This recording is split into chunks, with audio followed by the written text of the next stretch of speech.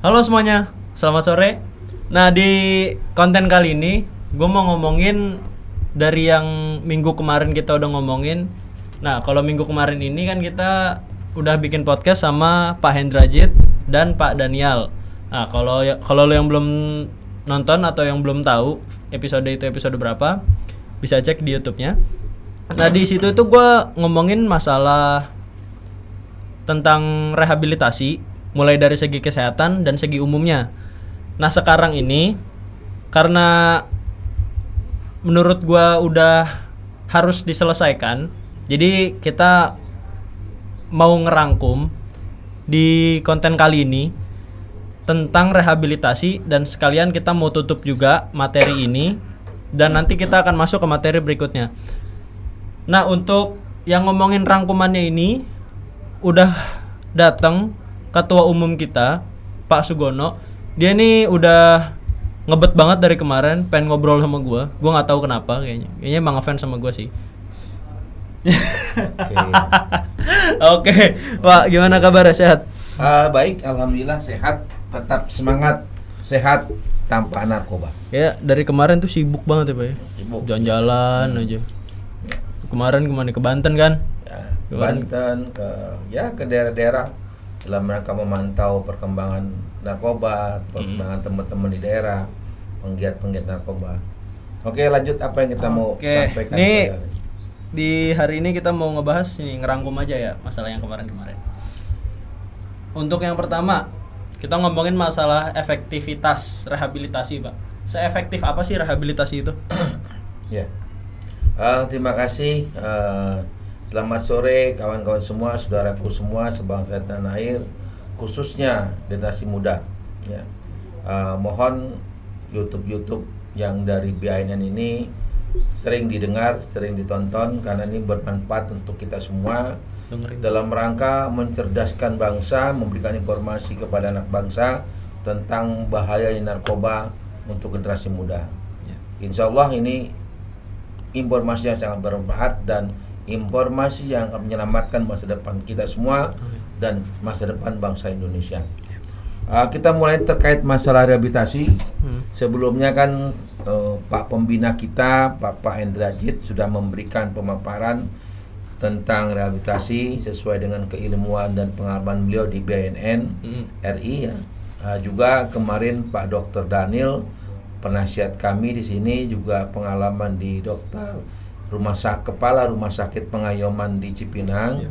Beliau juga sering berurusan dengan para napi yang ada di Cipinang yang juga para pecandu dan pemakai narkoba.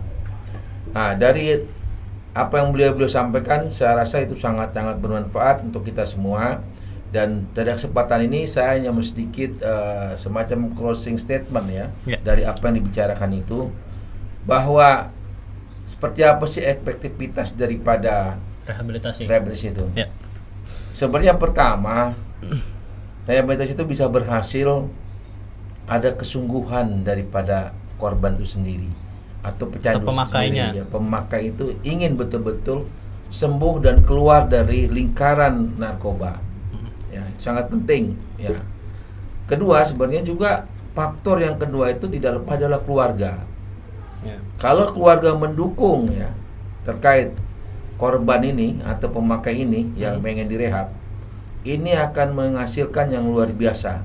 Hasilnya akan maksimal bahwa dia akan keluar dari lingkaran narkoba tersebut ya. Tentu. Nah, yang ketiga baru asesmennya, baru pengobatannya, baru bagaimana menyembuhkannya. Itu ada yang ketiga. Yang tadi yang penting pribadinya dulu. Yeah. Orang tuanya, keluarga mendukung ya untuk dia sembuh, sehingga perlu diberikan bimbingan, perhatian, ya nasihat, ya dirangkul, ya diperhatikan, bukan malah sebaliknya. Nah, sering gagal ini terjadi karena pemahaman ya, orang tua, keluarga tidak sepaham, jadi tidak bersambut gayungnya, hanya sepihak saja dari anak itu sendiri yang ingin sembuh. Ya mungkin karena malu juga kali ya orang tuanya ya. Mari kita rubah nih mindsetnya. Para orang tua, keluarga, saudara, kita rubah mindsetnya bahwa pemakai, korban, pecandu itu bukan aib, ya, bukan Ya. momok yang memalukan. Justru dia orang yang sakit, yang perlu kita rangkul, kita perhatikan dan kita obati. Kita dukung penyembuhannya.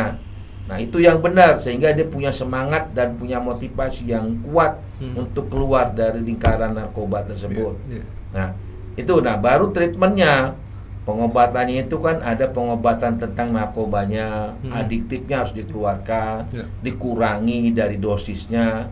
Nah, masalah yang paling krusial itu narkoba itu tidak hanya merusak saraf, tidak hanya merusak yang lain, ya, tapi narkoba itu juga merusak organ tubuh yang lain, sehingga biasanya turunannya kalau sudah pakai narkoba lama, turunannya organ-organ yang lain ikut rusak, ikut sakit, sel-sel yang ada mati. Akibatnya jantungnya kena, livernya kena, parunya kena, ginjalnya kena, sehingga pengobatannya itu jadi double. Iya. Ya. Jadi makin lama dan makin makin susah lama ya. dan biayanya makin mahal. Ya.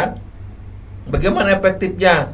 Efektifnya sekarang kita lakukan pencegahan secara dini. Itu jauh lebih efektif dan lebih baik daripada kita harus merehabilitasi. Ayo kita galakan kampanyenya adalah deteksi dini terhadap narkoba, cegah dini terhadap narkoba. Itu jauh lebih baik dan efektif. Karena kita harus akui efektivitas daripada rehab ini rata-rata tidak kurang lebih 20% tingkat keberhasilannya. 20% doang? Ya, kecil banget. Nah, dari kita sudah banyak contoh lah ya. Mohon maaf nih ada teman-teman artis, selegram dan lain-lain. Sudah pernah direhab, akhirnya balik lagi. Ya. Begitu juga orang awam yang banyak yang kita nggak ketahui, rehab 3 bulan sehat, kemudian balik lagi, relapse lagi. Kenapa tadi? Ya, nah, tidak adanya sinkronisasi antara keluarga dengan si korban. Tidak ada sinkronisasi antara lingkungan dengan si korban. Dia harus didukung dan dibimbing terus. Nah, itu jadi efektivitasnya sangat rendah. Nah, kita harus cari solusi tetap bagaimana rehabilitasi ini agar efektif dan menghasilkan jauh lebih baik daripada hari ini dan ke depan. Nah, Bapak tadi itu ngomongin, Bapak tadi nyentil masalah yang kalau pemakai narkoba itu penyembuhannya dengan cara pemakainya itu dikasih dosisnya makin sedikit gitu ya. Berarti kan itu masuknya ke metode ya. Nah, metodenya itu ada apa aja, Pak? Biasanya yang dilakukan oleh teman-teman di rehabilitasi baik itu di pemerintah maupun di swasta, itu pengobatannya kan dibagi dua. Pengobatan pertama secara medisnya adalah bagaimana mengurangi adiktif atau membuang adiktif yang ada di tubuh si pemakai. Ya. Itu biasanya berbagai treatment, ada yang mengurangi dengan sejenis narkoba di pelan-pelan, ada juga yang menggunakan herbal atau obat-obat lainnya. Kedua, dia juga akan diobati secara psikisnya, ya, psikologinya ditanya, dibimbing, dikonseling, mentalnya, mentalnya. Yang ketiga, bagaimana juga dipulihkan moralnya, ya, ke masyarakatnya, sosial masyarakatnya. Jadi biasanya kan orang pakai narkoba sudah malas bergaul bebas. Dia lebih suka nyendiri sehingga sosialnya agak berkurang. Nah, kita kembalikan itu, pulihkan. Nah, itu yang terjadi. Nah, di luar itu baru mengobati penyakit-penyakit dampaknya daripada makin narkoba, organnya tadi. Nah, itu pasti pakai dokter umum, pakai penyakit yang umum kan. Kalau liver ya pakai diobatin pakai liver, dan itu biasanya biaya sendiri. Tidak terkait dengan pengobatan yang ditanggung oleh pemerintah. Terlepas dari rehabnya itu ya? Iya, itu harus ditanggung oleh keluarga sendiri tanpa ditanggung oleh negara. Karena itu penyakit di luar dari narkoba itu. Padahal itu dampak dari pemakaian narkoba. Nah, itu yang harus kita pahami. Jadi mahal sekarang ya kalau rehab. Yang mahal itu karena mengobati penyakit yang lain. Tapi kalau rehabnya mau gratis ya, Pak ya? Kalau dengan pemerintah gratis. Contoh dengan Lido ya, itu gratis. Dengan Cipayung ada, dan beberapa rumah rehab yang kerjasama dengan pemerintah ya, itu gratis asal melalui asesmen dari BNN, gitu kan? Gitu, kurang lebih itulah pemahamannya. Nah, sekarang kita ngomongin masalah segi kesehatan nih, Pak. Dari masuk kita, emang sesusah itu ya kalau terlepas dari jeratan narkoba gitu, Pak? Kalau pengalaman ya, artinya kita melihat para korban itu memang nggak mudah untuk sangat nggak keluar, mudah itu. ya. Menguras toksin atau racun yang ada di tubuh si korban akibat makan narkoba atau zat adiktifnya ini. Makanya kan ada klasifikasi di dalam zat narkoba, ada golongan 1, golongan 2 dan golongan 3. Kenapa di klasifikasi ini? Golongan 1 itu tidak boleh digunakan kecuali penelitian untuk keilmuan. Tidak boleh juga digunakan untuk pengobatan. Kenapa? Karena adiktifnya sangat kuat. Sangat kuat dan dia susah keluar dari situ. Nah, orang masih pakai yang golongan 1. Contoh ganja, orang pakai itu masih golongan 1. Nah, di sini morfin, nih, gitu kan ya. Opium. Nah, juga kalau di psikotropikanya ada sabu, orang pakai itu kan golongan 1 yang memang adiktifnya kuat banget dan susah keluar. Itu persoalan orang keluar sulit. Nah, yang kedua tadi, lingkungan yang tidak mendukung dia untuk keluar dari itu. Biasanya masyarakat kalau sudah ada pecandu itu diasingkan. Nah, iya tuh. Ya. Nah, ini salah. Sebenarnya kalau ada keluarga kita, sanak kita, famili kita, tetangga kita, kalau ada yang terpapar narkoba jangan diasingkan. Dirangkul untuk diajak berobat. Didukung mentalnya untuk mau sembuh. Ini biasanya diasingkan. Hati-hati lu. Dia pakai narkoba, ntar lu kena. Ini yang jadi masalah. Nah, itu stigma ini harus kita buang. Nah, itu tuh Pak yang masuk ke segi umumnya nih Pak. Jadi masalah ketakutan masyarakat untuk rehab itu mungkin ya Pak, mungkin karena emang lingkungannya nanti yang mikir dia membawa dampak buruk untuk yang lain gitu. Contoh, dia pemakai narkoba. Dia takut rehab karena takut dipandang sebelah mata gitu Pak sama lingkungannya. Jadi dia kayak ngerasa kayaknya emang orang-orang nggak harus tahu, emang harus gua aja deh yang nyimpen gitu kalau dia pemakai gitu. Oke, nah ini ayo saya mengimbau kepada seluruh rakyat Indonesia, baik muda yang tua, seluruhnya ingat bahwa saudara kita yang keluarga kita atau siapapun yang terpapar narkoba itu bukan orang jahat. Ya, yang korban ya, ini bukan orang jahat, bukan orang yang harus kita asingkan, bukan orang yang membuat malu, tapi dia adalah korban daripada penyalahgunaan narkoba, maka dia harus diselamatkan karena dia sakit. Nah, stigma-stigma yang negatif harus kita hapus. Karena narkoba ini tanpa kepedulian kita tidak akan selesai. Kalau satu keluarga kita kena, kita biarkan, kita stigma negatif, kita cuekin, pasti akan berkembang kepada keluarga yang lain. Nah, malah menyebarkan. Bagaimana kita rangkul, kita ajak dia diskusi, kita ajak dia arahkan untuk berobat agar bisa sembuh. Nah, ini yang penting ya. Jadi masyarakat, ayo mulai hari ini terbuka wawasannya bahwa korban ini bukan penjahat, korban ini bukan orang yang jelek stigmanya, tapi harus kita pulihkan, kita sehatkan, kita pulihkan sosialnya, kita pulihkan mentalnya, kita pulihkan kesehatannya sehingga dia kembali. Itu harus didukung oleh keluarga, didukung oleh kita semua. Ini penting. Ya orang kalau keluarganya aja udah nggak memperdulikan nih, gimana lingkungannya ya? Justru ini yang kita buka wawasannya nih ya, kita buka hari ini. Saya himbau nih, ayo buka wawasan kita kalau kita ingin sama-sama bergandengan tangan menyelamatkan generasi muda, menyelamatkan anak bangsa, menyelamatkan bangsa Indonesia dari narkoba. Karena narkoba sekarang ini, mohon maaf, saya tidak lagi bicara darurat, tapi narkoba sekarang ini sudah menjadi ancaman serius buat bangsa Indonesia. Ini harus kita bersama-sama berjuang. BANN tidak akan pernah lelah menyuarakan ini kepada seluruh rakyat Indonesia. Ayo bergandengan tangan, sama-sama berjuang. Kalau ada yang mau rehab, bisa hubungi kami di BANN, di channel kami siap membantu rehabilitasi mandiri yang kami tanam, yang kami laksanakan di BANN. Tuh dengar, ya, jangan nyalain pemerintah lagi. Ini udah gratis nih. Semua. Ya, jadi kita ada rehabilitasi mandiri nanti saya jelaskan di dalam konteks hari ini agar paham tentang apa itu rehabilitasi mandiri.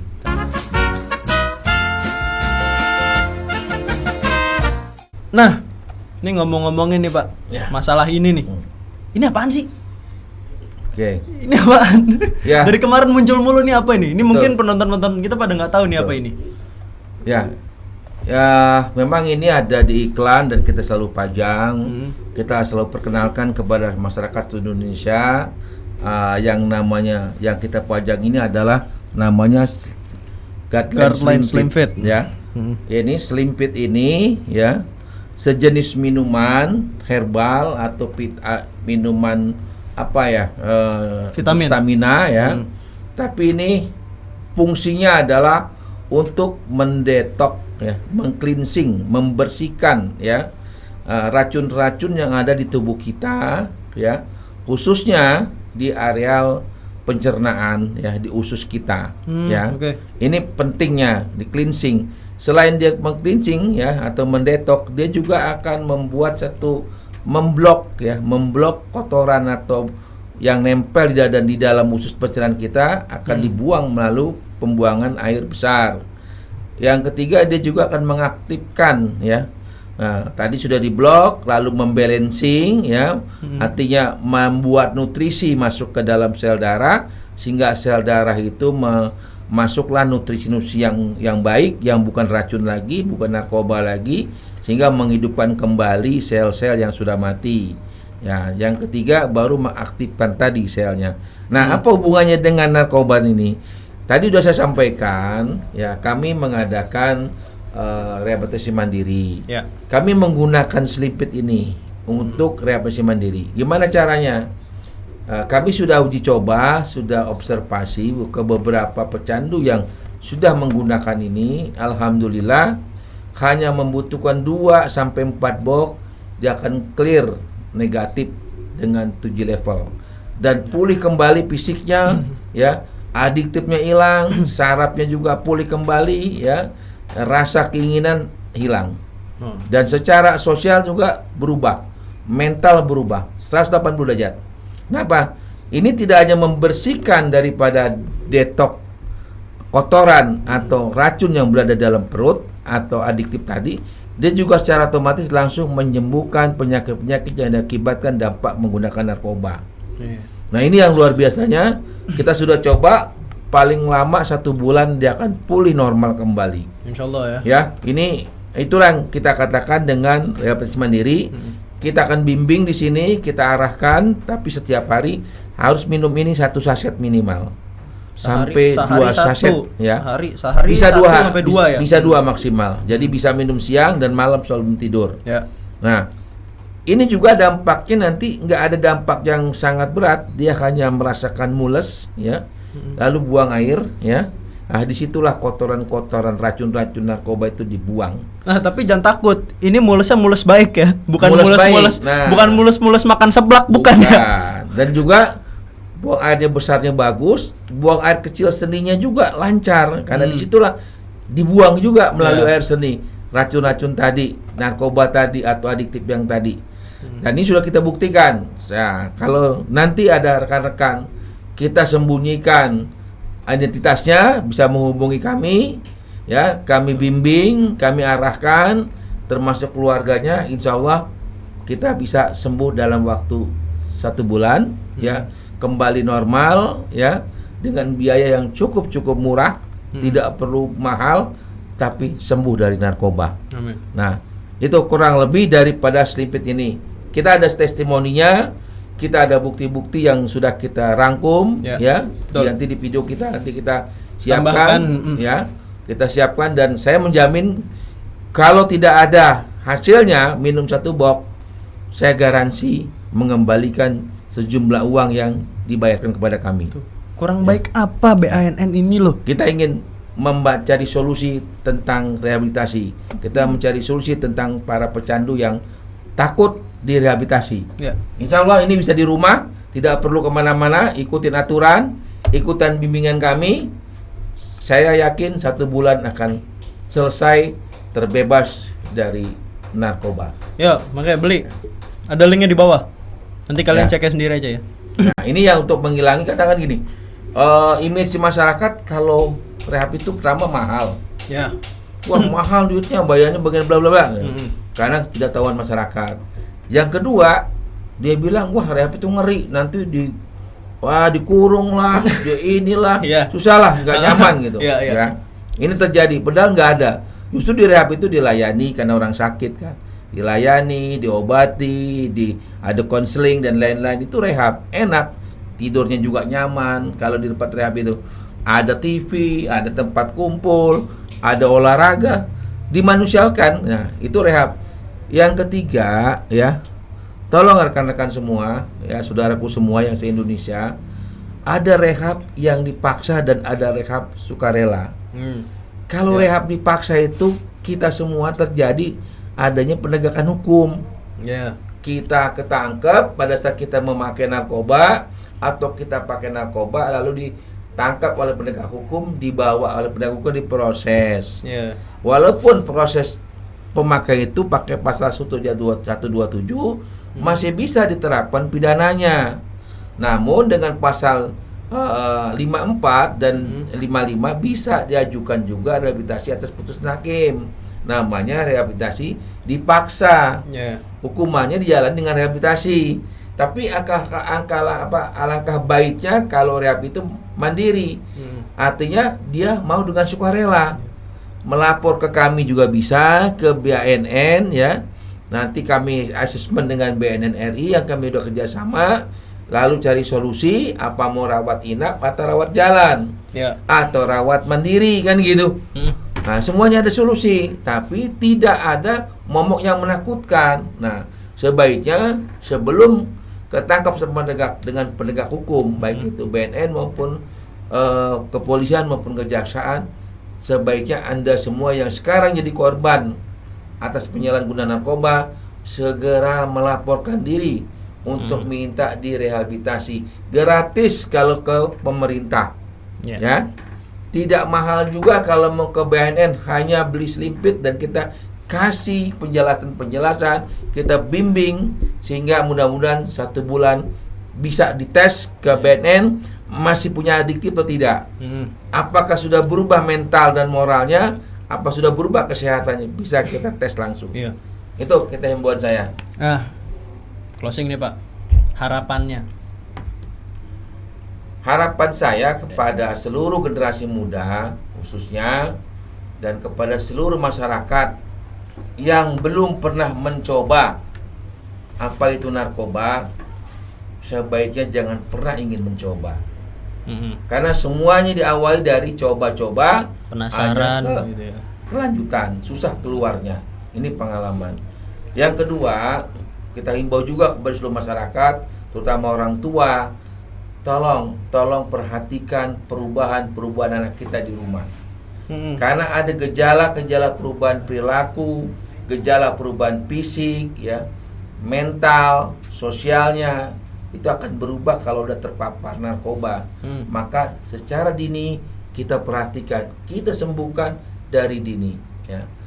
Yang ketiga, kepada seluruh bangsa Indonesia yang ada dari Sabang sampai Merauke, ayo kita bergandeng tangan membantu pemerintah, membantu BNN RI seluruh Indonesia, membantu kepolisian seluruh Indonesia, membantu kejaksaan sebagai penegak hukum untuk sama-sama memerangi, memberantas peredaran narkoba yang gelap dilarang Indonesia dan penyalahgunaan narkoba demi bangsa Indonesia di tahun 2035 atau 2030 untuk Indonesia emas. Demikian harapan kami dari BNN. Ayo kita semangat, bergandeng tangan, perangi narkoba, lawan narkoba, hidup sehat tanpa narkoba. Demikian. Assalamualaikum warahmatullahi wabarakatuh. Salam sehat buat bangsa Indonesia. Salam sehat untuk bebas dari narkoba. Udah.